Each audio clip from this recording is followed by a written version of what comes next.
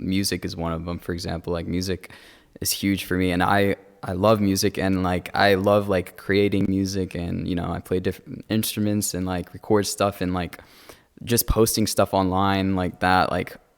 I see like sometimes the stats on my SoundCloud is like over like 100 people listen to your like today. I'm like, what the heck? Like that's crazy. I was just like posting songs just for the heck of it, but like people are actually using that, and like people like it's actually being used for the glory of God. So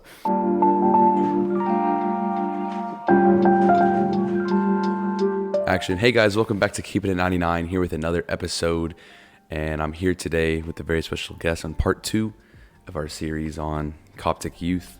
Thank you, George Beshara, for coming. of course, thank you for having me. Thank you for taking time out of your busy schedule to come on here. It's a blessing to have you as always. It's awesome to be here. I'm excited. Yeah. So my first question for you, being a Coptic youth in America, my first question for you is kind of like, like what do you do? Like who are you? Like what are you in relation to the world? As a Coptic youth, so I would say, so Coptic means Egyptian, right? So I mean, we're all like Egyptian, but I feel like even more importantly, like in terms of my identity, would be that like I'm Christian. So meaning that like the center of my life is Christ, really. So I feel like a lot of things, at least a lot of like the things in this world kind of sway us left and right, and like there's a lot of different things that we could be pushed with and pulled by, but I feel like it's really good to have kind of one thing right at the center that kind of pulls you in and keeps you anchored to something that's consistent and like not changing. So I would say, yeah, I'm Egyptian, yeah, I'm Coptic, but I'm really Christian, meaning like I'm Christ-centered. So how did you kind of find that sense of identity? Like where did that come from? Well, for me personally, I think I kind of just grew up in it, but I don't think I really like accepted it like and fully came in terms with it until, I don't know, I want to say like maybe 4-ish years ago. I don't think like, so, or maybe it was more like kind of gradual, like kind of gradually finding myself, like, or finding Christ. But I don't know. So I feel like it was just more of a gradual approach of just like seeing who I am. And then again, like I was kind of sick and tired of, being swayed by so many external factors. I wanted something consistent. I wanted to be grounded into one thing. And I felt like Christ was the best, like one thing that could be, what I'm saying? So how did that kind of change go about from like being like kind of like passive in your faith to being more active? Like where did that change? Like what kind of, was it a certain event that occurred, or did you just kind of like grow into it? Like what exactly was it? Yeah, so I feel like there was like several different events in my life. But like I think one event in particular kind of like kind of sparked this.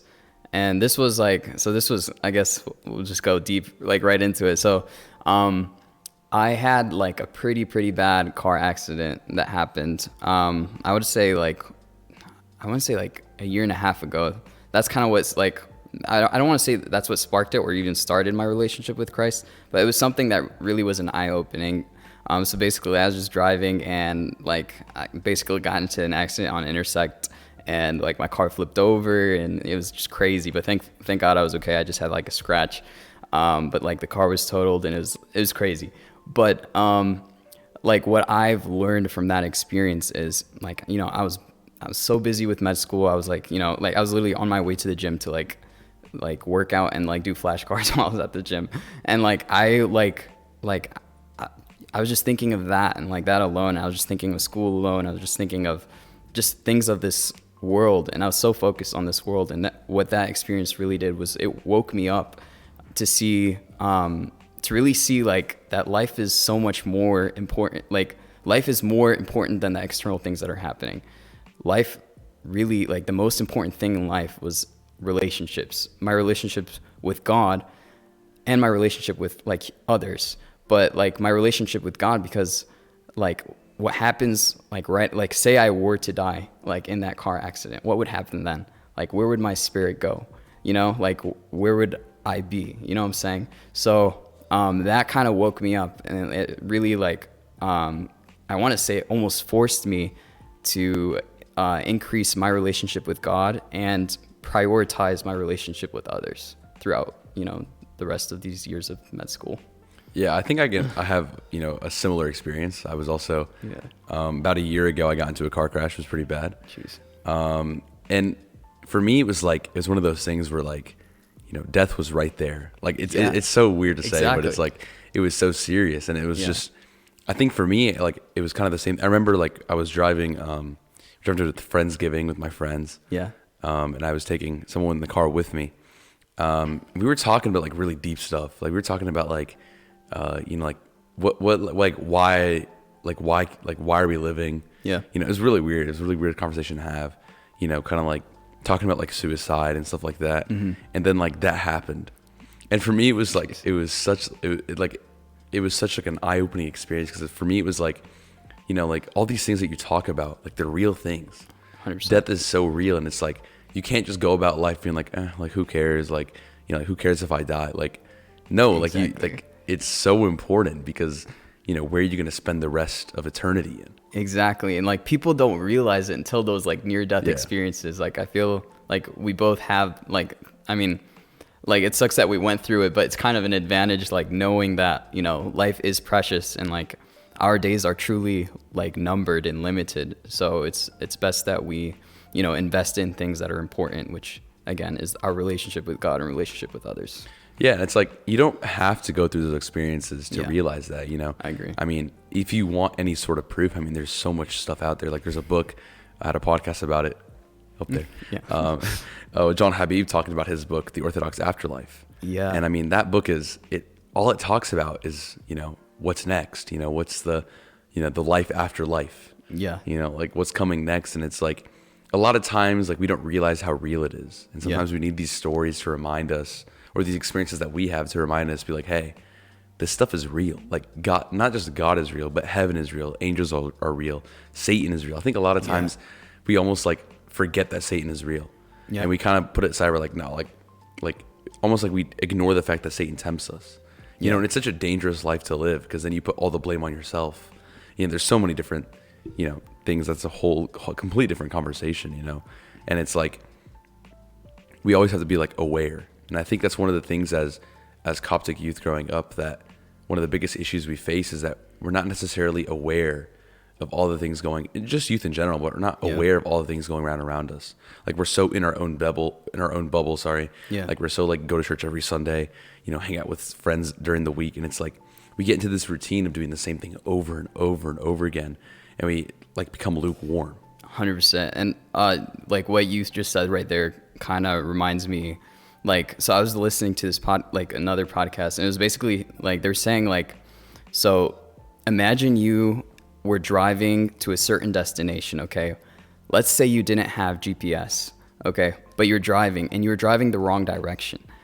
Like that's a kind of like dangerous thing, not like physically in this world, but like that's kind of, I feel like, how we are in life. Sometimes we're just, driving, in our own lane of life, going our own way, and we don't even realize we might be going the wrong direction. So I feel like, it's huge, like for us to, consider that, at least embrace, that tension, to see if like, are we going the right way or are we not?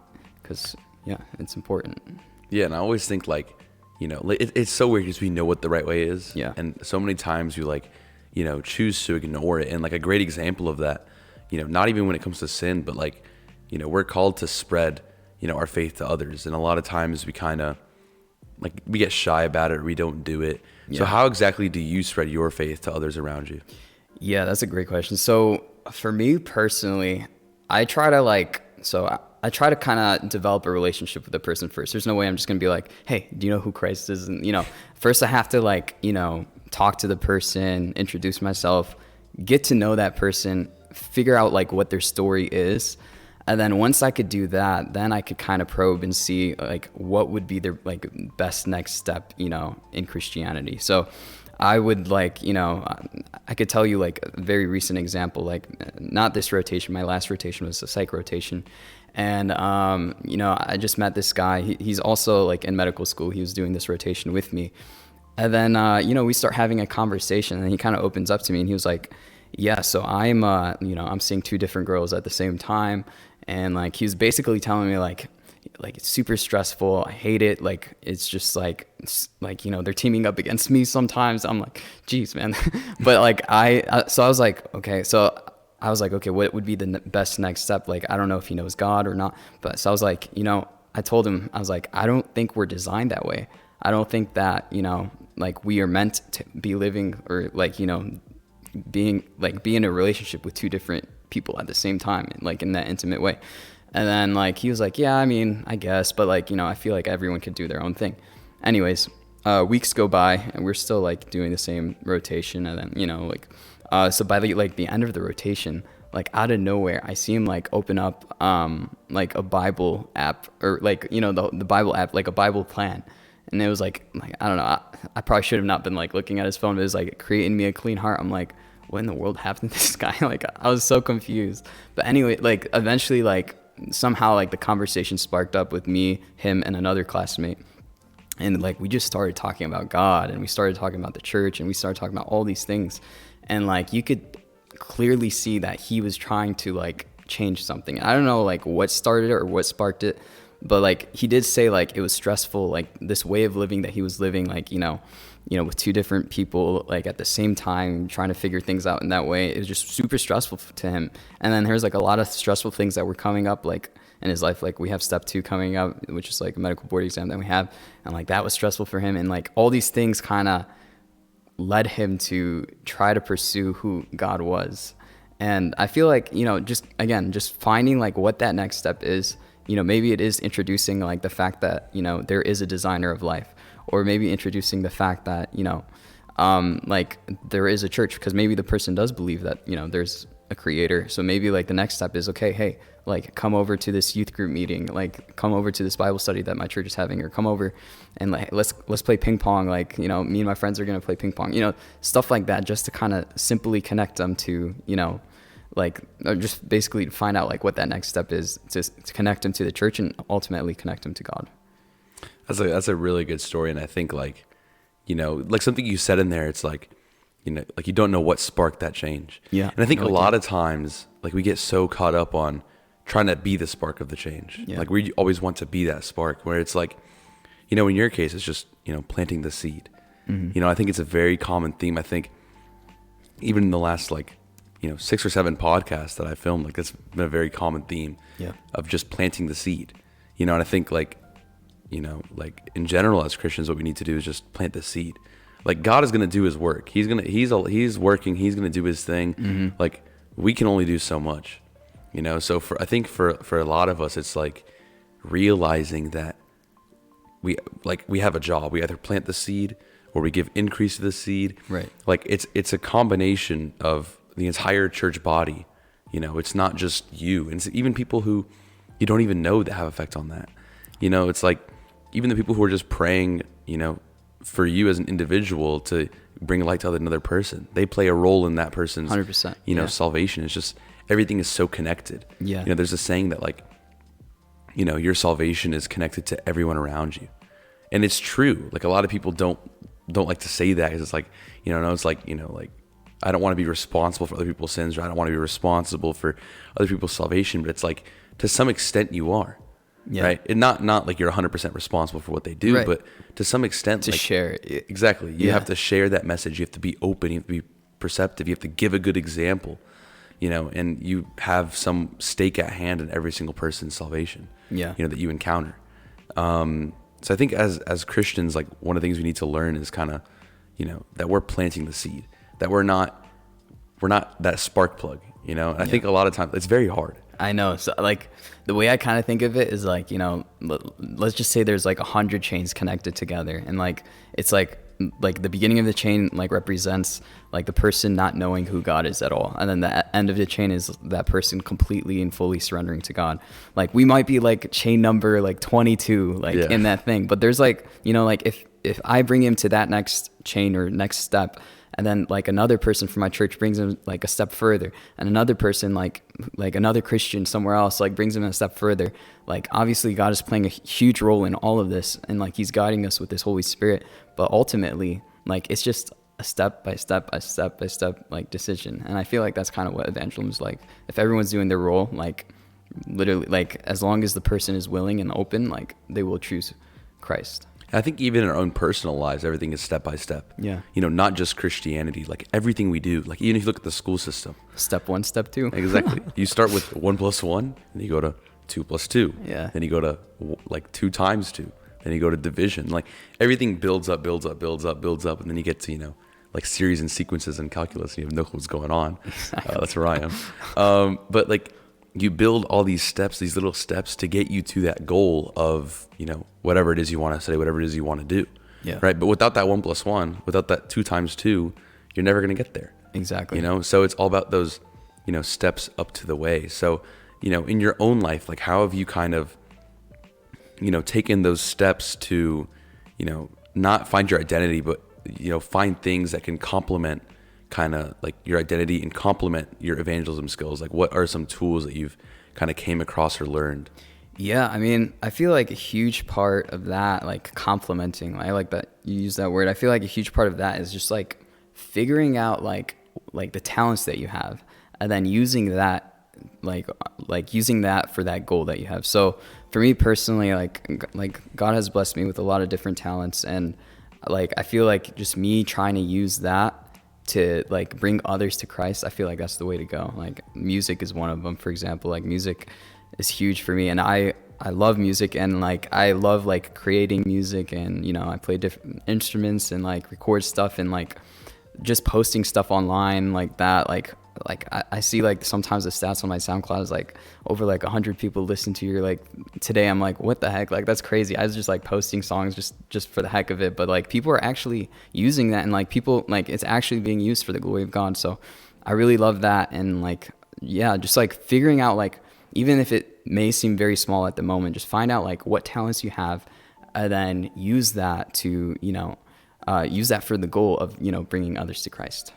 Yeah, I was going to mention, obviously, your music. And for those of you who are interested, it's first link in the description. Yeah, plug it. Yeah. But how have you used music really to, like, with your personal relationship with God? Like, how have you kind of used music to, push that a little bit? Yeah, so for me, I feel like, yes, music is a huge part of my relationship with God. I feel like it's just such a beautiful way to connect with God in an intimate way. So, like, I personally like part of my spiritual canon is to like literally sing a song or two at night, like just singing to God, like on my guitar, like whatever. Just singing to God for me like has been huge, and it like again, it just helps me experience God in a more intimate way. And I don't think you have to be musically talented to love music or even use music in your spiritual life. I think that anyone could use music, and that's why there are like several recordings and stuff like that. And like you could listen to any song, and like any Christian song, and like that in itself could push you closer to God. So yeah, there's many different ways to kind of go about it. Yeah, and I think when it comes to the well, that's kind of random. It's fine, I guess. I don't know why it's open. Yeah, it's just open. Okay. When it comes to the music side of things, I think everyone listens to music, right? Everyone, like maybe not everyone, but like 90% of people, like listen to music. Like a lot of times, like the music nowadays. I don't want to say nowadays because it's not old, even though I'm not old at all. But the music people listen to now, it's like so unedifying on every single level of what it is. Yeah. Like I've gone, like, for so far, I'm like 2 years without listening to anything not hymns, but nice. Yeah. So for me, it's like, that was something I needed to change. I think a lot of people, they use music to express themselves, or they listen to music to kind of, just show like who they are, like be comfortable with themselves or whatever, you hear all the time, like those things. Yeah. And it's like, it's great that you create music for people that is edifying. What kind of effect have you seen your music have on others?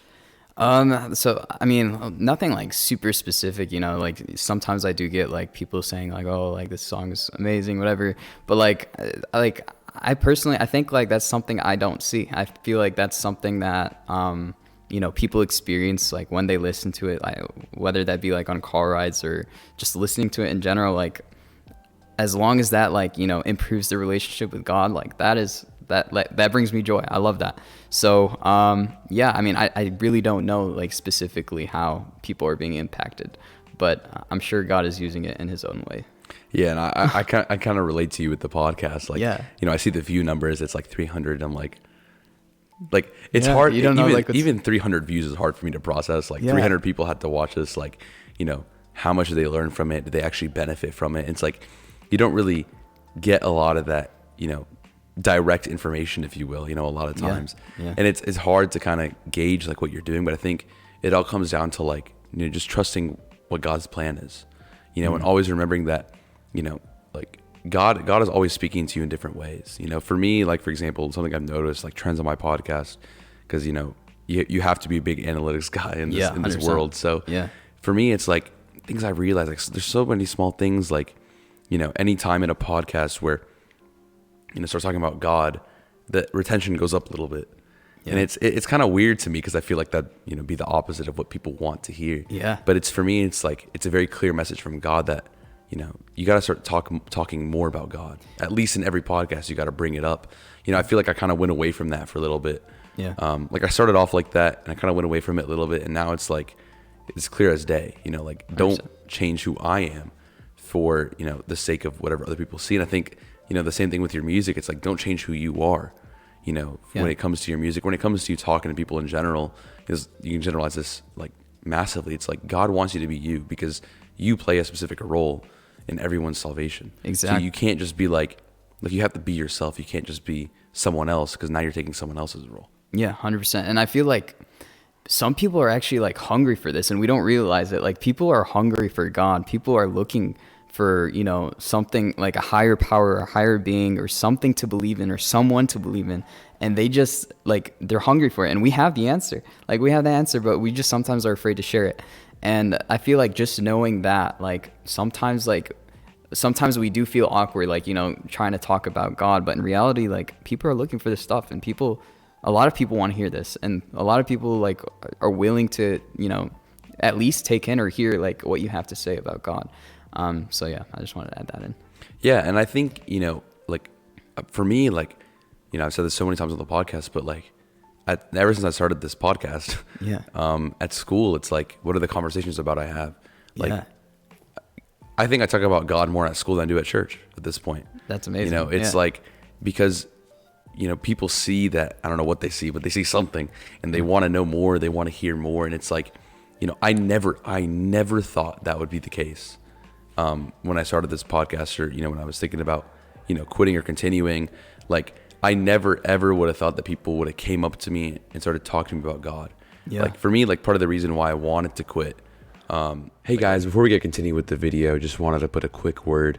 As part of this Coptic Life series, we've partnered up with an organization called Open Arms for Africa, and it's a nonprofit and it does a lot of cool things. Go check out their website. So make sure to check that out. Be link in the description, and enjoy the rest of the episode. I was at a point where, like, you know, I wanted to quit like right before school started because I was like almost afraid what people would think of me or what they would say to me.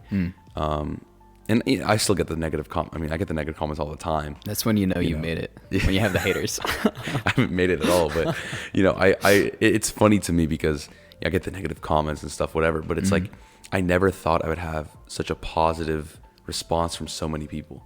Yeah. You know, there's so many people that come up to me and ask me, like, you know, just so many random questions about God or about, you know, podcasting in general, about like self-confidence or, you know, like how do you talk like that and stuff, where it's like, I never thought that anyone would ever want to, you know, like hear what I had to say all the time. You know, part of the reason why I started the podcast is because my family and my friends got sick of me telling them stuff all the time. They got sick of me talking. Really? Yeah. Like part of the reason why is because like, anytime there'd be some debate about something, like I'd always dominate the conversation. I'd always be talking about, you know, what I think, and they always got mad about it. So I was like, you know what? Let me go to a place where no one can tell me to stop. Exactly. And now people are listening to you. Exactly. That's awesome. And it's another reminder of how God like can take what's bad or what's negative, you know, about me always thinking I'm right and always being dominant and like turn it into something good. 100%. You know, and I've learned so much from, you know, podcasting that I feel like I'm more civil somewhat in conversations now, which is awesome. But that's a great plus. And I feel like, you know, for anyone with any talent, you know, when they pursue that talent, they learn so much about themselves and about God and about almost like how God wants to use them. Yeah. So I don't know, like, you maybe for music, like, what are some things you've learned from music or like have kind of like changed who you are? I mean, like, I feel like music wise, like, I don't remember being like, I feel like God definitely blesses the talent that you use, like that you offer to him. So like for me, music, I wasn't really like that great or professional at recording anything or like doing anything, but like I feel like gradually, like as I started doing it, like I feel like God is blessed, and like even like my voice, like God has blessed my voice. God has blessed like my creativity when it comes to writing music. God has blessed like even like, so I started off like playing like the flute, and then I started like, once I used that for God, like, you know, God has given me the ability to play drums, and then God has given me the ability to play guitar, then piano out of nowhere, like, and this stuff, like I promise you, like I could not do it without God, and like God giving me grace. So I feel like, yeah, I feel like God just blesses whatever talent that you offer to him. It's just a matter of like you offering. Yeah. You know? I think, you know, when it comes to God, like for him, it doesn't matter. Like, you know, for me, it's always like, you know, like I have like recent decision in my life is like where I'm going to college. Yeah. And it's like, does God really care where I go to college? Not really if I bring him with me. Yeah. Right. God, all he wants is for you to bring him with him. Like, it doesn't, like, it's not that he doesn't care, but it's like, does it matter if I go to here, here, here, like in God's eyes? Yeah. Like, no, it doesn't. As long as I bring him with me, you know, like, does it matter if I have a podcast or if I have a radio talk show, or like, no, it doesn't. Yeah. You know, does it matter if, you know, I play this sport or that sport? No. Yeah. You know, a lot of people kind of get caught up in all those decisions, and it's like, God, he just wants to be with you, right? It's not like he'll go wherever, he'll do whatever for you. He just wants he wants you to have a relationship with him. And I think a lot of times we forget that. I agree. You know? And sometimes, like, since we're talking about identity, like sometimes we define ourselves based off maybe these certain talents that we have. Yeah. And it causes it like that to be our identity, even though we know like this is not going to be something, you know, that's lasting forever. The only thing that's lasting forever is God himself. He's the creator of all things. He's the one who lasts forever. But our talents, even here on this earth, like they're all going to eventually fade away. You know, like our life is like a vapor in the wind. Like we're like a flower that blossoms and then eventually dies. So like, and that's true even with our talents. So it's important for me, first and foremost, like to remember that, like, you know, all the talents I have right now, like these are not the things that define me.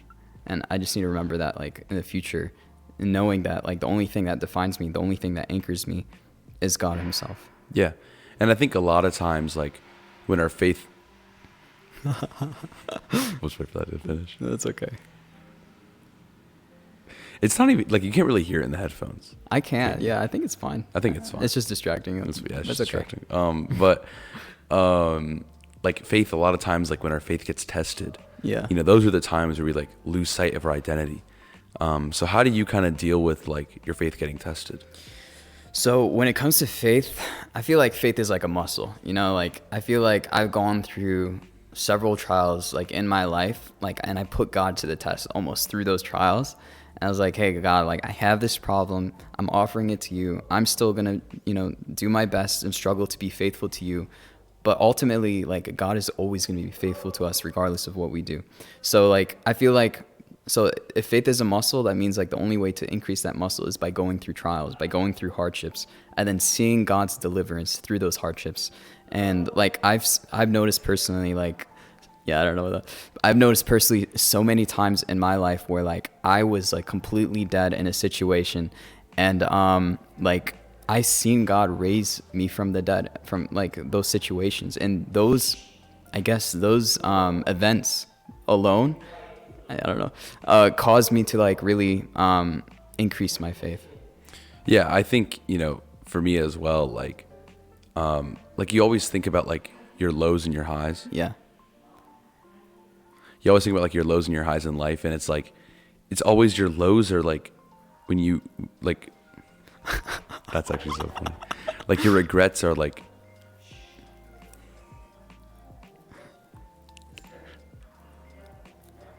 I don't know. It's okay. It's okay. I mean, Yeah, I hear you. That's what editing's for. Yeah, editing, exactly. Do you usually edit like everything? Yeah, I mean, I have to go through it, make sure, like, you know, a lot of, because the issue is like I release these so long after I record them. Like it Yeah. used to be where like I'd remember, you know, when things would go wrong or like if there was something that needed to change. Yeah. But now it's gotten to a point where like I just have to watch it again. Yeah, you have to Like, watch the whole thing. Dude, and it takes so long. Like I'm sure. I think the one I edited that's coming out tomorrow, I edited on Monday.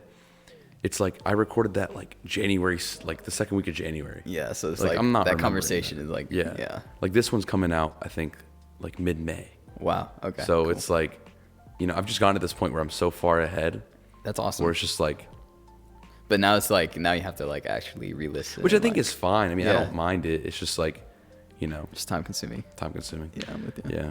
That's But cool, though. looks like they finished talking. Yeah. What was I saying? Faith We were is- talking about faith and like increasing and strengthening our faith. Oh, yes, thank you. Like if you look back on your life, like the times where you like regret doing things, or like when you were at your lowest lows, or like the times where like, like you almost like forgot God, if you will. Yeah. And you look at the best times in your life, or the times where you felt, you're at your top, or at your best, and it's like those are the times where your relationship with God is the strongest. Yeah. And it's like it's so obvious. It's so obvious that the highs are the highs, lows are the lows, and we still choose to like, ignore those signs, and we choose to kind of be like, you know what, nah, I got it. Yeah. And it's like that doesn't really make sense because, everything is Yeah. in God's hands. Exactly. So like why would we try to put things into our own selves? And it goes back to that, like being the spark plug. Like we Yeah. can't be the spark plug for anything, right? Like we can only do so much, and God has to do the rest, and he does do the rest. Yeah. But we have to trust, and we have to believe that he will do the rest. I agree, and I think a huge part of that is like just offering like your 5 loaves and 2 fish. Yeah. Like just offering that, and then see what God will do to bless. Give God like your best, and then see like how much he's going to do like to finish the rest.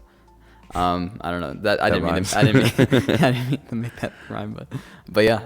I feel just offer like what you have, give him your best, and see like what he does. I like, and you'll see, like try him, you'll see, like taste and you'll see that the Lord is good. Like he will like really go above and beyond what your expectation is, and he might like, and sometimes like we are tested in life, and we won't like actually see like the full deliverance of God in that situation at the moment right now, but I promise like at the end of life you'll see like why God has put you through this situation, why has he allowed you to suffer with this, and then like you'll see like the deliverance of God like throughout your life. Yeah, I mean, I look back and I see like you can see why. Yeah. You know what I'm saying? Yeah, 100%. Any last thoughts? No, dude, I love this podcast. I listen to it all the time, and I think you're George. doing a great job. So yeah, keep that up. Thank you, man. Thank you for taking time out of your busy schedule to go on this podcast, especially with all the extra stuff going on in the background. That's why we're getting a studio. Yeah, studio. And please make Nice. sure to like, comment, subscribe, turn on post notifications, share it, and check George's SoundCloud in the description. Thank you all, and see you next week. Peace.